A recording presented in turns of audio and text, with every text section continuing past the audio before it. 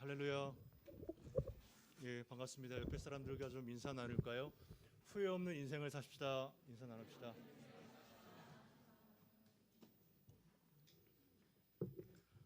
예, 전도서 말씀인데요. 같이 전도서 11장 말씀 같이 보겠습니다. 전도서 11장 말씀 같이 교독합니다.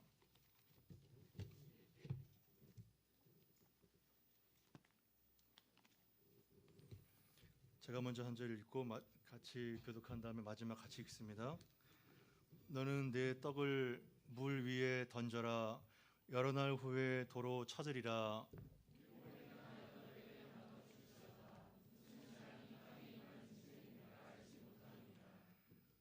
구름에 비가 가득하면 땅에 쏟아지며 나무가 나무로나 북으로나 쓰러지면 그 쓰러진 곳에 그냥 있으리라.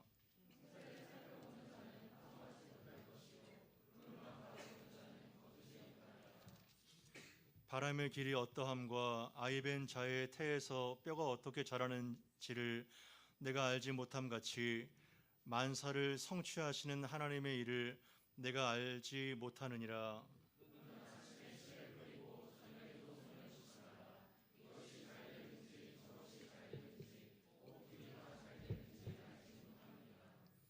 빛은 실로 아름다운 것이라.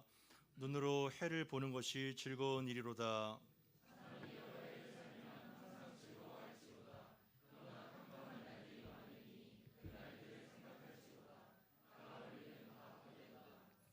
청년이여, 내 어린 때를 즐거워하며 내 청년의 날들을 마음에 기뻐하여 마음에 원하는 길들과 내 눈이 보는 대로 행하라. 그러나 하나님이 이 모든 일로 말미암아 너를 심판하신 줄 알라. 근심이 내 마음에서 떠나게 하며 악이 내 몸에서 물러가게 하라. 어릴 때와 검은 머리의 시절이 다 헛되니라. 아멘.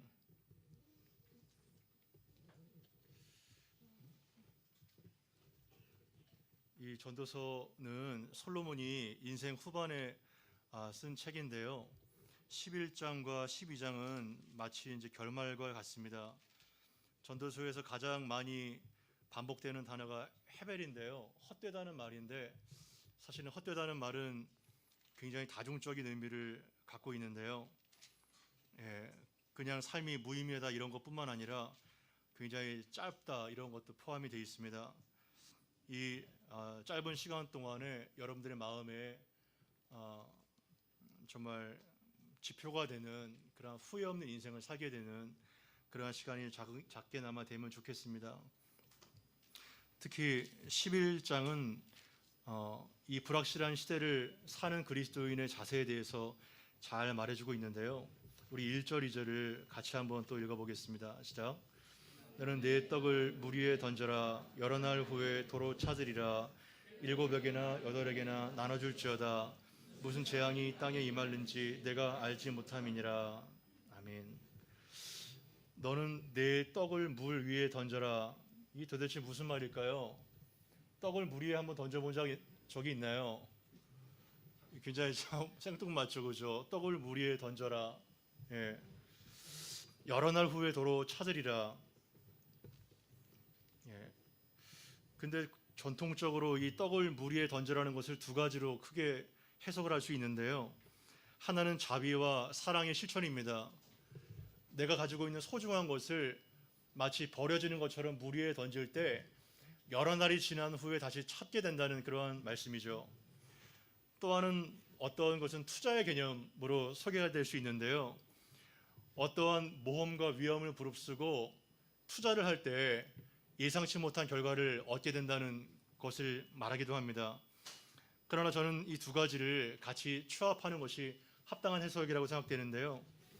왜냐하면 그 9절과 10절에 보게 되면 하나님께서 이 모든 일로 말미암아 너를 심판하실 줄 알라. 이러한 하나님의 결산과 심판이 나와 있기 때문에 단순하게 재리의 유혹을 얻고자 투자를 하는 것보다는 선한 투자, 모험을 감행하는 하나님의 소명의 반응, 이것을 보는 것이 합당한 해석이라고 생각됩니다. 특히 종말의 때를 살아가는 자의 그 모습을 보여주고 있는데요. 이것을 다르게 번역하면 너는 내 손을 활짝 펴서 내 빵을 이웃에게 후히 나눠주라. 그러면 오랜 세월이 지난 후에 그것들이 내게로 다시 돌아올 것이다.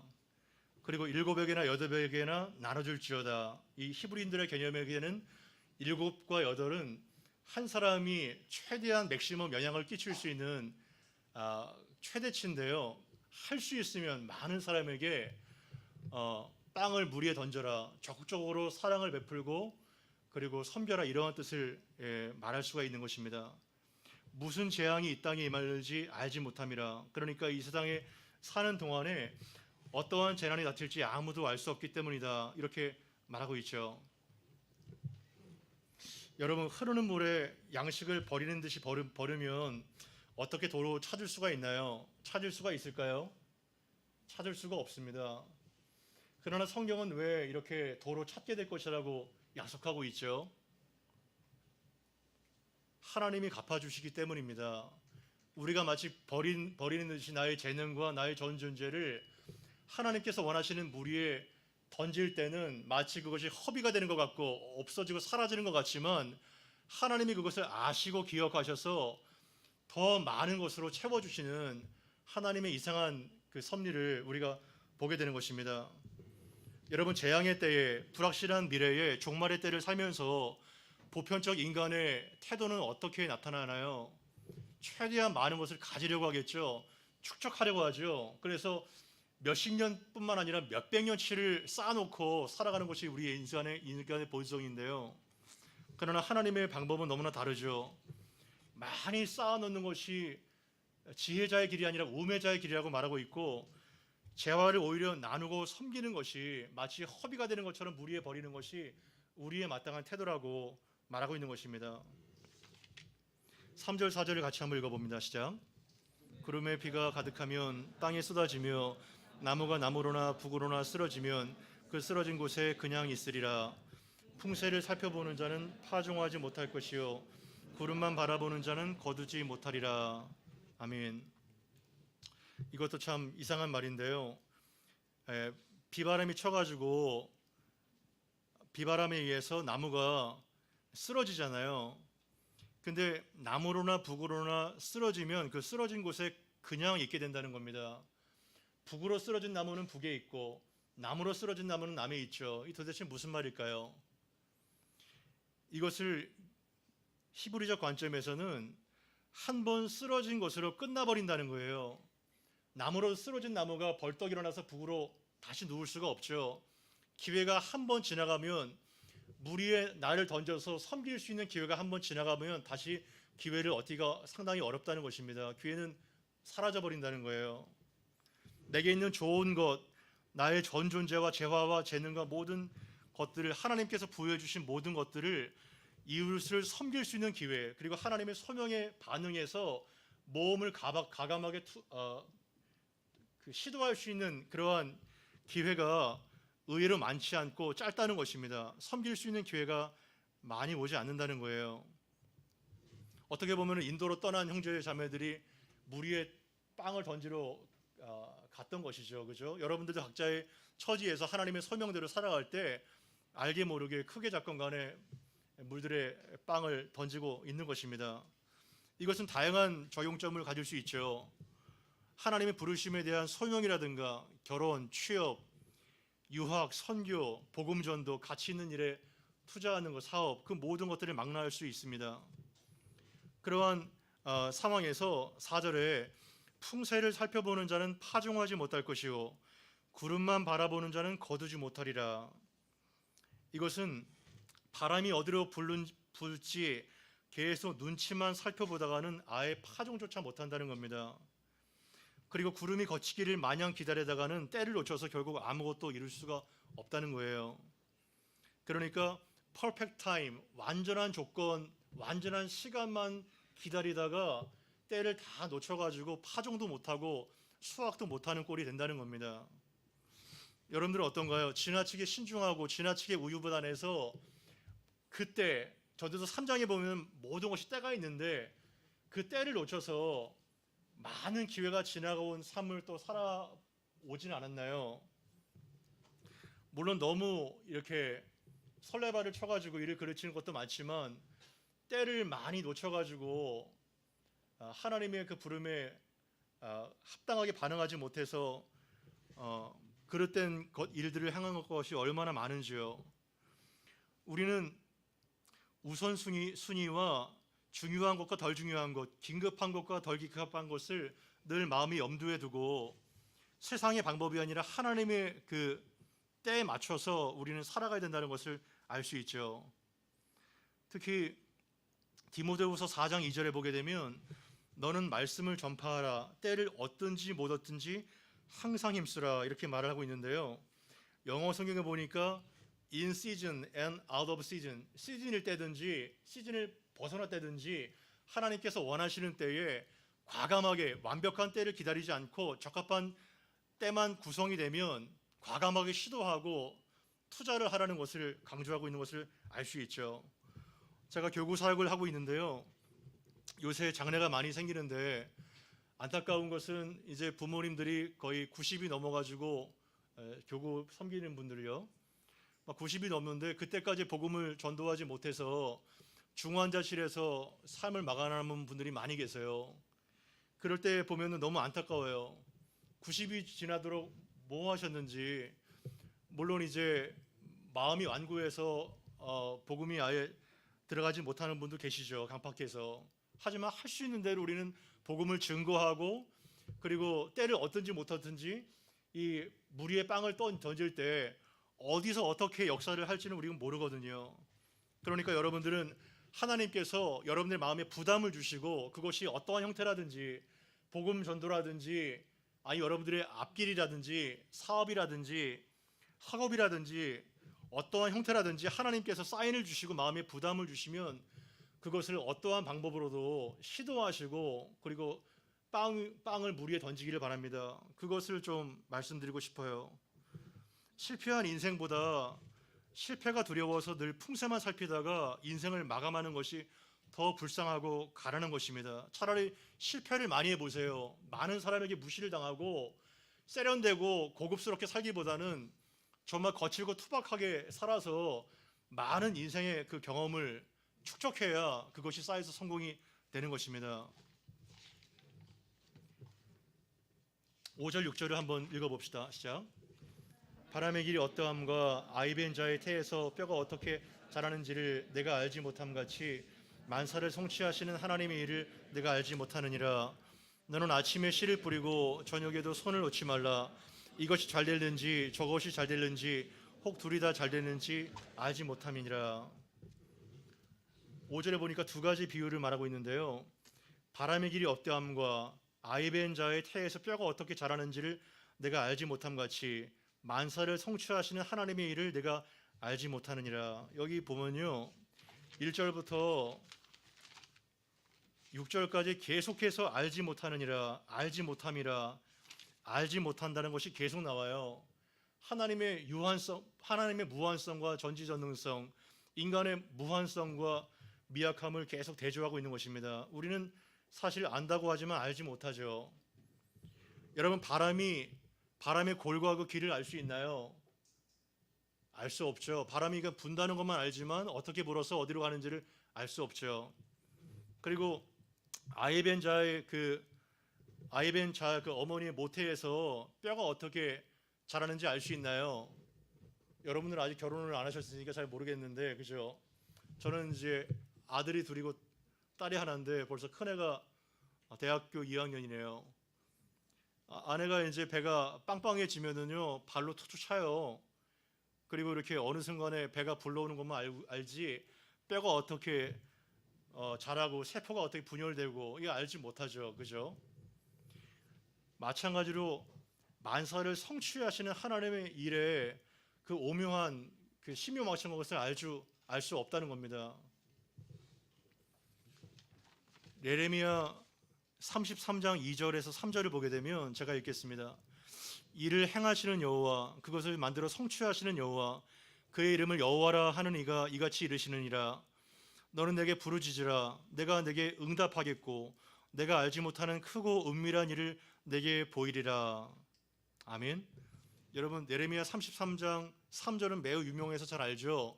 너는 내게 부르짖으라. 내가 알지 못하는 크고 은밀한 일을 내가 보이리라. 이 말씀 굉장히 사모하는 사람 많을 거예요. 근데 2절은 잘 알 수가 없는 사람이 많죠. 그 2절에 이 말씀을 하기 전에 하나님께서 자신을 어떻게 소개하세요? 이를 행하시는 여호와, 그것을 만들어서 성취하시는 여호와, 그의 이름을 여호와라 하는 이가 이렇게 말씀하신다는 겁니다. 어떠한 자가 부르짖을까요? 편안하고 아무런 아쉬움이 없는 사람은 부르짖지 않습니다. 정말 절박하고 사느나 죽느라고 기로에 서 있는 자가 부르짖는 거예요. 하나님 외에는 답이 없을 때 부르짖는 겁니다. 그럴 때 하나님께서 나라는 부르짖는 나를 통해서 하나님이 어떻게 역사를 이루어 가시는지를 그 사람만이 볼 수 있습니다. 시도하는 사람만이 볼 수 있고 나의 빵을 물 위에 던지는 사람만이 그것을 볼 수 있어요.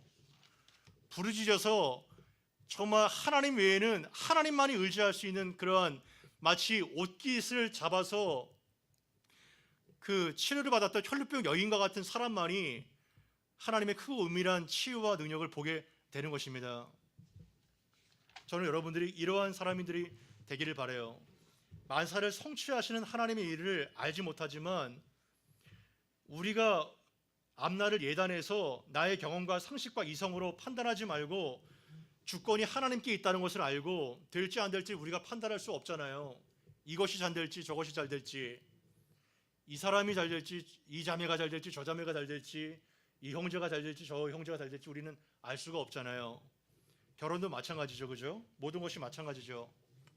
그러나 하나님의 약속을 붙들고 시도를 하는 자에게 하나님의 길이 계속적으로 열리는 것을 보게 되는 것입니다. 룻기를 한번 떠올라 볼까요? 룻은 어떠한 사람인가요? 유대 사람인가요? 룻이 어떠한 그 인종이죠? 어떤 인종이 다 알잖아요. 모압 인종이잖아요. 모압, 그죠? 모압은요 신명기 23장 3절에 보게 되면 하나님의 총회에 영원히 들지 못하리라 이러한 이방 족속입니다. 그러나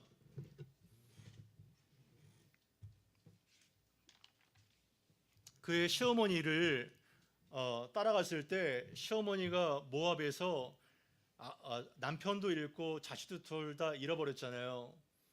그래서 나오미가 다시 베들레헴으로 돌아갔을 때 며느리한테 권해요. 나를 따라오지 마라. 나는 몰락한 이제 소망이 없으니까 너희들 돌아가라. 너희들 고향으로. 그럴 때 룻이 뭐라고 얘기를 하나요? 룻이 어떠한 선택을 하죠? 홀로 남아있는 시어머니에게 자신의 모든 것을 던지죠. 자신의 빵을 물 위에 전존재를 던지는 것입니다. 이러한 어리석은 결정이 어딜까요? 누가 봐도 이것은 어리석은 결정이죠. 룻은 이득이 아니라 진리의 목숨을 건 것이나 진비 없습니다. 여러분이 만약에 룻이라면 이러한 어리석은 결정을 하겠죠? 어떨까요? 여러분이 정말 룻이라면 아무리 정말 바보라도 깡그리 몰락한 그 집안에 홀로 남은 시어머니를, 그것도 낯선 베들레헴, 거기를 가게 되면 이방 족속이라고 나를 돌로 칠지도 모르는데 거기를 따라갈 어리석은 여자가 어디 있어요. 하지만 어머니의 하나님이 나의 하나님이 되고 어머니가 죽는 곳에 내가 죽겠습니다 이렇게 결단한 룻은 정말 이해할 수 없는 모압 여인이 아니겠어요? 그런데 하나님께서 어떻게 만사를 성취하시는지 한번 보세요. 룻기 2장 3절에 보게 되면 룻이 이삭을 줬는데 우연히 보아스의 밭에 들어갑니다. 그리고 보아스와 결혼을 하잖아요. 여기서는 우연이라고 나오지만 하나님께서 섭리를 통해서 보아스와 연결시켜 주시는 것이죠. 그래서 결국은 보아스와 결혼을 해서 누구를 낳죠? 오벳을 낳죠. 그 오벳은 이새를 낳고 이새는 다윗을 낳아서 룻이 다윗의 증조 할머니가 되는 거예요. 룻이 그것을 알았을까요? 알고 시어머니를 따라갔을까요? 전혀 그런 생각이 없었죠. 하나님의 말씀의 클루만을 믿고 따라갔지만 이러한 엄청난 영광을 얻게 된 것입니다. 여러분 덥지 않아요? 덥죠, 그죠? 저도 덥네. 예, 좀 켜주시면 좋을 것 같아요. 어떻게 알까요? 제가 더운 거를 많이 이렇게 눈이 감겨지네요. 여러분들은 확실한 거를 좋아하나요? 불확실한 거를 좋아하나요? 확실한 거를 대부분 좋아할 거예요. 근데 저는 불확실한 거를 좋아해요. 에, 여러분들이 만약에 히스기야처럼 엄청나게 그 기도를 해가지고 15년 연장을 했어요, 목숨을. 확실하잖아요, 그죠? 15년 뒤에 히스기야가 죽잖아요. 어떻게 살 것 같아요? 확실한 내 미래가. 물론 번영과 성공이 확실하게 정해지면 그나마 낫겠죠. 근데 우리가 아마 다음 주에 내가 죽을 거야, 확실하게 정해진 미래를 산다면 그 살 수 있겠어요? 평안하게? 못 살 거예요. 우리가 미래에 대한 불확실한 걸 뒤집어 보게 되면 불확실한 것이기 때문에 하나님을 기대하게 되고 흥분하게 되고, 그리고 쾌감이 있고 업사이드 다운 되는 것이 있는 것이지, 우리 청년들 마음속에 그냥 확실한 것, 정해진 길만 좋아한다면 그 길이 얼마나 단조롭고 재미가 없겠어요. 그러나 불확실한 미래를 사는 우리는 불확실하고 당장 내일도 정말 예측할 수 없는 그러한 위험천만한 시대를 살지만 누구는 확실해요? 하나님은 확실하기 때문에 우리가 그 확실한 하나님을 붙잡고 빵을 물 위에 던질 수가 있는 것입니다. 여러분들은 그 확실한 하나님, 이 불확실하고 이 정말 불의하고 모순이 가득한 시대를 살면서 여러분들은 여러분의 전 존재를 물 위에, 보장도 되지 않는 물 위에 던질 수가 있나요? 던질 수가 있나요? 아멘? 아멘이 되게 적네. 청년이 아닌 것 같아. 시니어회부 와서 설교하는 거 아닌가 모르겠네요. 예, 저도 여러분 같은 때가 있었어요. 예, 제가 91학번이에요. 30년이 넘었죠. 예, 여러분들을 보면은 제가 대학교 1학년 때 처음 예수를 믿었기 때문에 맨날 그냥 27대 장소로 매달마다 조상 제사를 지내고, 그러다가 대학교 1학년 때 캠퍼스를 통해서 처음 전도를 받아가지고 그때 예수를 믿게 돼가지고 얼마나 많이 핍박과 그리고 눈물과 매맞음과 그런 것들이 있는지 몰라요. 30여 년 전을 돌아볼 때 정말 제가 목회자가 되고 선교사가 되고 참 기적이 아닐 수 없습니다. 맨날 조상 제사를 지냈던 그 집안이 변해서 예배하는 집안이 되고, 가정 대부분의 식구들이 주님을 믿게 되고, 참 저의 작은 그 빵도 아니에요, 빵 쪼가리를 물 위에 계속 던진 결과예요. 부스러기를 계속 던진 결과입니다. 여러분, 사하라의 불꽃이라는 책을 읽어본 적 있나요? 그 푸코라는 프랑스 그 사람이 썼는데요. 이 사람은 프랑스의 수도사입니다. 근데 원래는 군인이었는데 주님을 인격적으로 만난 이후에 사하라 사막에 선교 사역을 하다가 원주민의 총에 의해서 순교를 당합니다. 그런데 이 사하라의 불꽃의 책에 이러한 질문이 들어있어요. 경청하십시오. 하나님을 믿는 그리스도인에게 가장 어려운 것은 무엇인가? 이렇게 나와 있습니다. 여러분들에게 한번 질문을 던져볼까요? 하나님을 믿는 그리스도인에게 가장 어려운 것은 무엇일까요? 다 주관적이겠죠, 그죠? 뭐라고 생각하시나요? 가장 어려운 것이. 이렇게 눈을 보면 자꾸 피하네요, 이렇게 시선을. 뭐가 돼요, 형제는? 찬양 열심히 하던데. 하나님을 믿는 그리스도인에게 가장 어려운 것이 뭘까요? 아니, 자기의 대답을 하면 됩니다. 자기의 대답을. 형제에게 가장 어려운 건 뭘까요? 어려운 게 별로 없나 봐요. 인생이 편한가 봐요. 그건 아니겠죠. 근데 그 사람은 어떻게 대답하는 줄 아세요? 이 푸코는 하나님을 믿는 그리스도인에게 가장 어려운 것은 하나님을 믿는 것이다, 이렇게 얘기를 합니다. 참 전곡을 찌르는 게 아닐까요? 하나님을 믿는 그리스도인에게 가장 어려운 것은 하나님을 믿는 것이다, 이렇게 말을 합니다. 여러분들은 어때요? 하나님을 믿기가 쉬워요?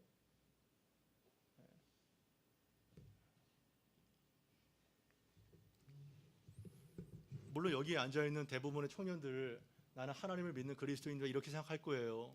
저는 그 진실성을 의심하지 않아요.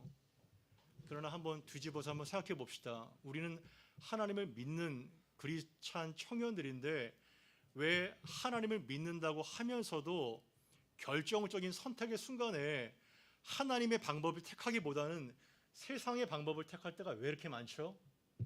왜 그러죠? 결정적인 결혼이라든가 결정적인 재물의 사용이라든가 유학이라든가 그리고 어떤 취업이라든가 결정적인 굵직굵직한 데서 짜잘한 거는 굉장히 잘해요. 짜잘한 거는 굉장히 잘하는데 굵직굵직한 선택에서 하나님을 믿는다고 하면서 왜 하나님의 방법대로 선택하지 않고 세상의 방법대로 왜 그렇게 선택하죠? 많은 크리스찬들이 결국은 거기서 하나님을 믿지 않는다는 증거입니다. 결국은 신뢰의 문제예요. 왜 빵을 물 위에 던지지 않을까요? 왜 빵을 물 위에 던지지 않을까요? 하나님을 믿지 못하기 때문에 그런 거예요. 하나님을 신뢰하지 않기 때문에 그런 것입니다. 여러분, 부산이나 이러한 항구 가면은 배들이 많이 정박돼 있죠. 배가 왜 만들어졌어요? 배가 왜 만들어졌죠? 잘 팬시하게 항구에 그냥 잘 가지런히 배가 정박시켜 놓으려고 배가 만들어진 건가요? 배의 목적은 뭐예요? 배는 출항하려고 드높은 바다를 향해서 출항하려고 만들어진 거예요. 여러분들은 유람선이 아니라 군함이라는 것을, 전함이라는 것을 잊지 마십시오. 그래서 드넓은 바다를 향해서 정말 너무나도 발발발발 떨리는 상황이지만 출항을 할 때 거센 비바람과 폭풍우를 뚫고 하나님의 능력을 경험한 다음에 소원의 항구에 마침내 도달할 수가 있는 것입니다.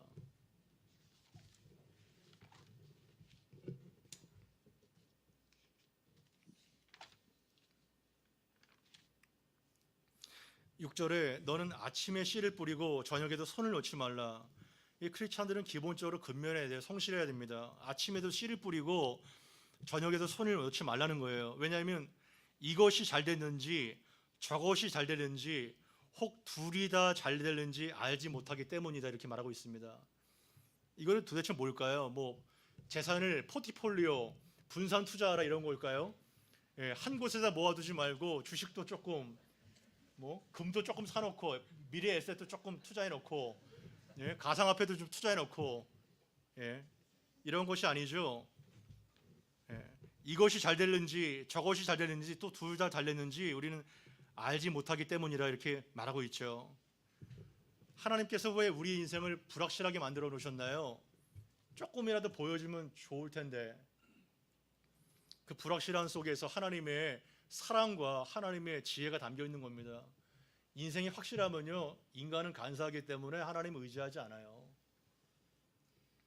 그래서 여러분들은 불확실한 것을 굉장히 즐기는, 그리고 불확실한 것을 이상하게 여기지 말고 정말 마치 태평양을 향해서 출항하는 그러한 쪽배처럼 하나님을 의지하고 나아가는 여러분들의 젊은 시절이 되기를 바라는 것입니다. 그것이 젊은이겠죠. 사상이 젊은이겠죠. 7절, 8절 한번 읽어봅시다. 시작. 아름다운 것이라 눈으로 해를 보는 것이 즐거운 일이로다. 사람이 여러 해를 살면 항상 즐거워하리로다. 그러나 캄캄한 날들이 많으리니 그 날들을 생각할지로다. 다가온 일들은 다 헛되도다. 7절부터는 조금 분위기가 바뀌죠. 7절부터 사실은 12장까지는요 청년들에게 주는 교훈이에요. 그래서 12장을 읽지 않았지만 너는 청년의 때에 너 창조주를 기억하라 이렇게 말하죠. 그래서 청년들에 대한 얘기가 여기 많이 담겨 있어요. 7절에 빛은 실로 아름다운 것이라. 이 아름다운 것을 사실은 원어로 보게 되면 스위트, 달콤한 것으로 되어 있는데, 살아있다는 것, 해를 볼 수 있다는 것이 얼마나 다행이고 즐거운 것인가 이렇게 말할 수 있겠죠. 산 개가 죽은 사자보다 낫다는 말이 있죠. 살아있다는 것이 얼마나 감사한지 여러분들 잘 못 느낄 거예요. 그러나 살아있다는 것에 감사하면서 그것이 굉장한 축복이라는 것을 알고 하루하루를 하나님의 선물로 살아가는 여러분들이 되기를 바랍니다.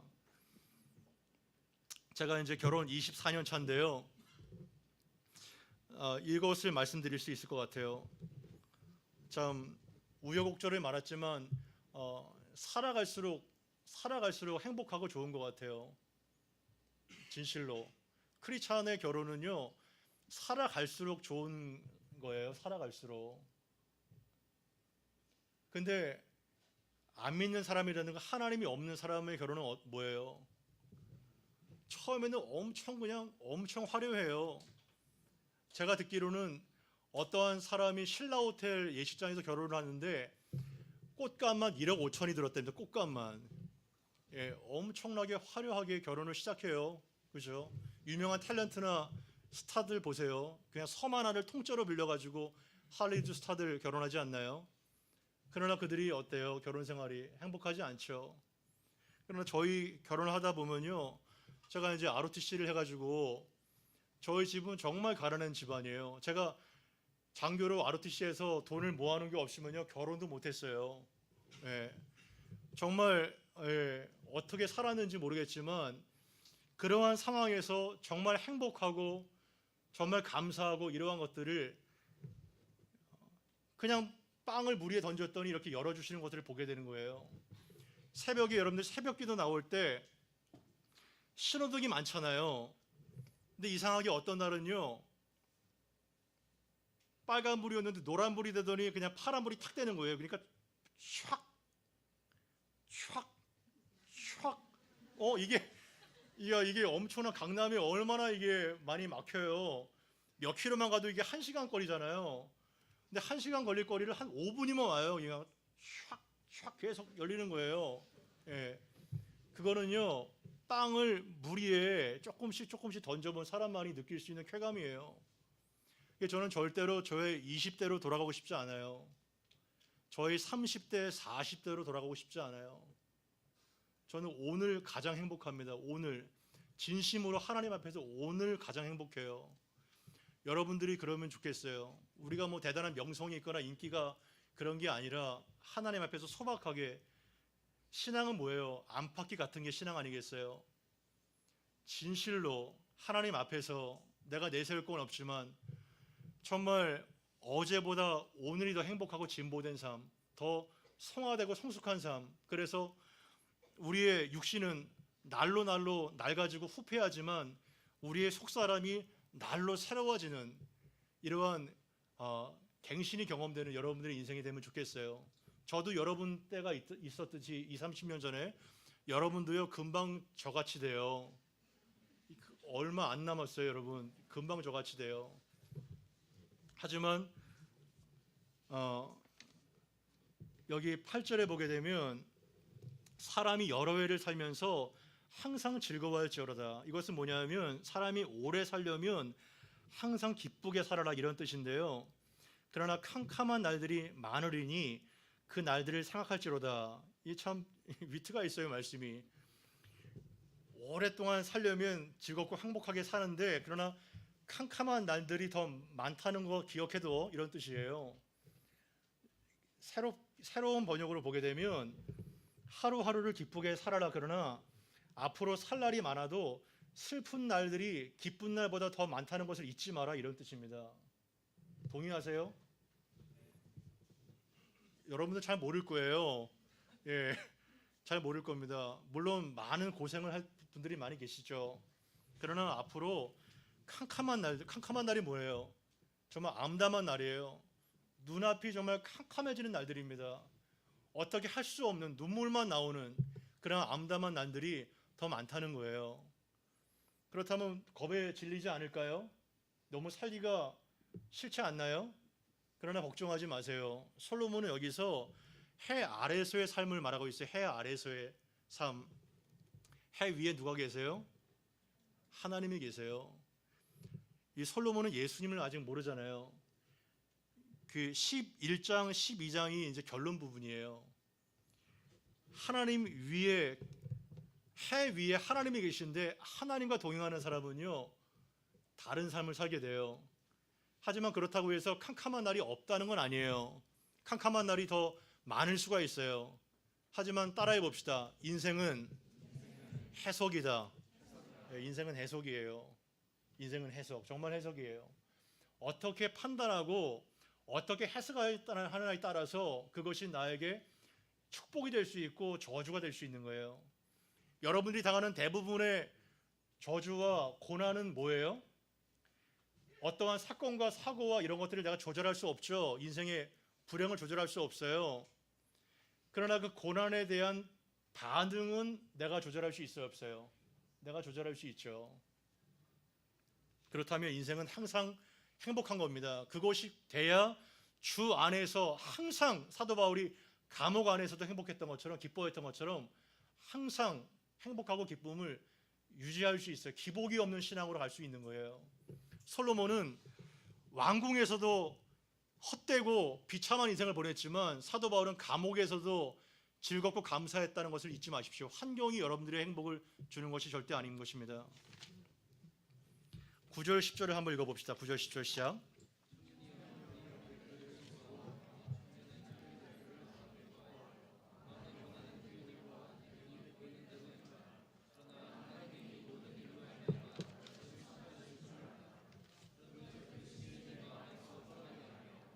내 몸에서 물러가게 하라.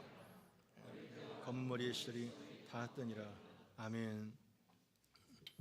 잘 들으세요. 후회 없는 인생을 사는 방법입니다. 청년이요, 내 어린 때를 즐거워하고 내 청년의 날들을 마음에 기뻐하며 마음에 원하는 길들과 내 눈이 보는 대로 행하라. 야, 이거를 조금 제가 일찍 알았으면은 더 이렇게 살 텐데 너무 율법적으로 저는 산 것 같아요.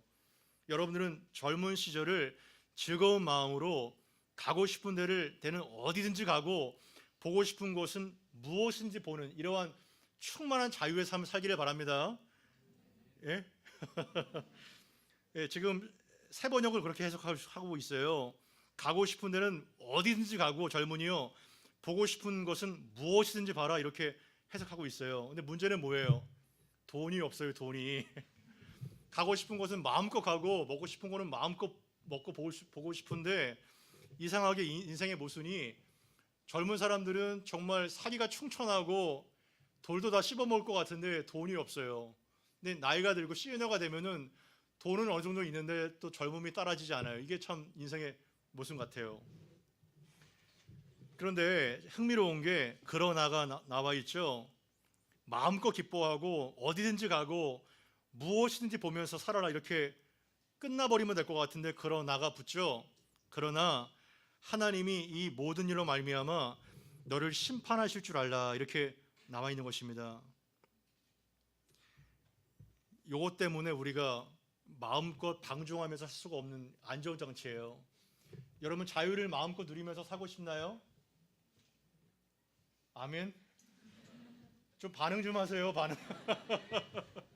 저는 묻는 말에 대답하는 사람들 좋아해요. 예. 왜냐하면 말씀이나 이게 설교나 이 호흡이에요. 왜냐하면 주고받는 행위거든요. 주고받는 것이 없으면요, 일방적인 정보 전달만 돼요.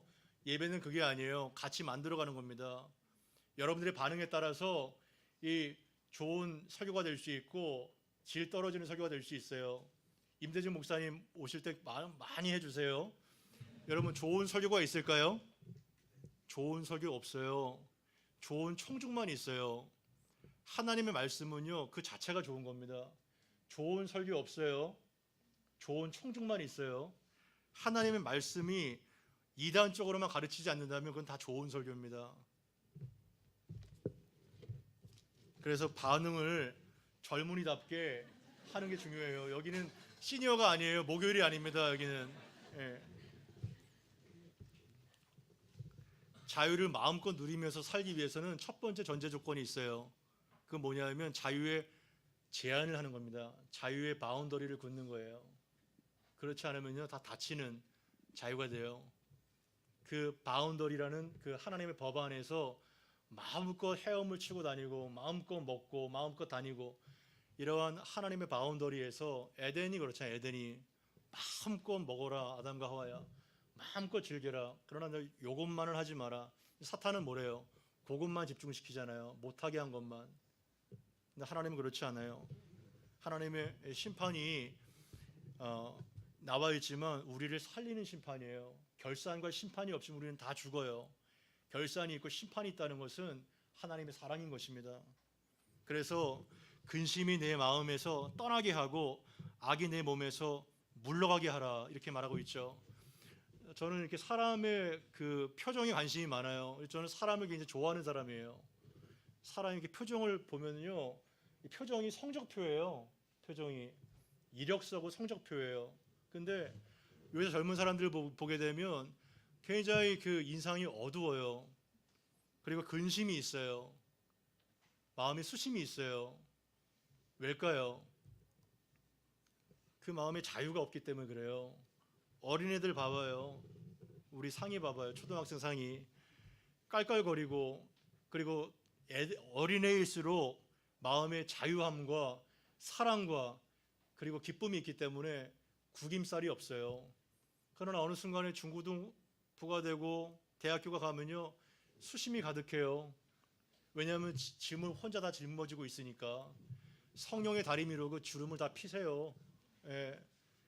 여러분들이 아무리 근심하고 염려를 가득해도 여러분 인생이 바뀌지가 않아요. 여러분 인생을 누가 바뀌어요? 하나님께 맡길 때 바뀌어지는 거예요. 그 무리의 나를 플로팅할 때 바뀌게 되는 겁니다. 그래서 근심이 내 마음에서 떠나게 하고 악이 내 몸에서 물러가게 하라. 할 수 있으면 여러분 대적기도 아시죠? 예. 내 마음을 장악하게 하고 내 마음을 우울하게 만들고 이 사탄아 나사렛 예수 그리스도 이름으로 떠나라 이렇게 자주 선포하세요. 그러면 마음의 모든 어둠과 그 저주가 떠나게 될 겁니다. 그리고 그 마음에 하나님의 강한 능력과 평강과 임재가 채워져야 마음의 확신과 담대함과 평강으로 살 수가 있는 겁니다. 그래야 얼굴이 해처럼 밝게 돼요. 여러분 얼굴은 하나하나가 성적표고 전도지입니다. 그리스도의 편지예요. 전도지 따로 필요 없어요. 환한 달덩이 같은 성령 충만한 얼굴이 성적표인 것입니다. 전도지예요. 말씀을 마무리할까요? 신학의 관점으로 조금 정리를 하고 마무리하죠. 내 떡을 물에 던져라. 사실은 신학의 관점에서 예수 그리스도는 우리의 생명의 떡이 되는 것입니다. 우리는 조금씩 살점을 떼가지고 물 위에 던졌지만 예수님은 자신의 생명의 떡 전체를 우리를 위해서 물 위에 던지셨어요. 십자가에 못 박혀 죽으셨어요. 그래서 많은 생명들이 도로 찾게 된 겁니다. 여러분 교회의 존재 목적이 뭘까요? 생명의 떡이신 예수님이 자신을 물 위에 던져서 생명을 살렸던 것처럼 여러분들도 할 수 있으면 직장과 그리고 학교나 삶의 현장 가운데 복음의 빵을 계속 뿌리십시오. 계속 뿌리세요. 이 사람이 예수를 믿을지 저 사람이 예수를 믿을지 아무도 알 수 없습니다. 그것이 가장 보람되고 가치 있는 일입니다. 우리는 왜 자신을 과감하게 투신하고 도전하지 못하고 살까요? 실패에 대한 두려움도 있지만 실패한 후에 다른 사람의 평가 때문에 타인의 평가 때문에 그렇게 못해요. 하지만 그것은 너무나도 불쌍한 인생입니다. 다른 사람의 평가 때문에 살아요? 하나님의 평가를 두려워하세요. 하나님의 평가를. 그것이 될 때 하나님께서 결산할 때 잘했다 충성된 종아 이렇게 말을 하게 될 겁니다. 말씀을 마칩니다. 이 말씀 꼭 기억하면 좋을 것 같아요. 다른 건 다 잊어버려도 내 떡을 물 위에 던져라. 여러분들의 인생을 송두리째 물 위에 던지는 인생을 살게 되기를 바랍니다. 그러면 절대로 후회 없는 인생을 살게 될 거예요. 그날과 그때에 정말 후회 없는, 실오라기 하나도 후회가 없는 그러한 복된 인생을 살아가는 모든 청년들 다 되기를 바랍니다. 제가 기도하고 마치겠습니다. 살아계신 하나님 아버지, 내 떡을 물 위에 던지라 말씀하시는 하나님, 아들을 생명의 떡을 우리에게 던져주셔서 우리를 살리시고 우리에게 영원한 생명을 주신 것을 감사합니다. 우리는 불확실한 미래를 향하여서 나아가지만 정말 우리를 던지기는커녕 정말 썩을 양식을 위하여 살 때가 얼마나 많았는지요. 우리의 어리석음을 용서하여 주시옵소서. 하나님을 의지하고 과감하게 자신의 몸을 던져서 나도 살고 많은 사람을 살는 그런 멋지고 아름다운 인생을 살아갈 수 있도록 여기 모인 모든 청년들을 축복하여 주시옵소서. 예수님의 이름으로 기도 올려옵나이다. 아멘.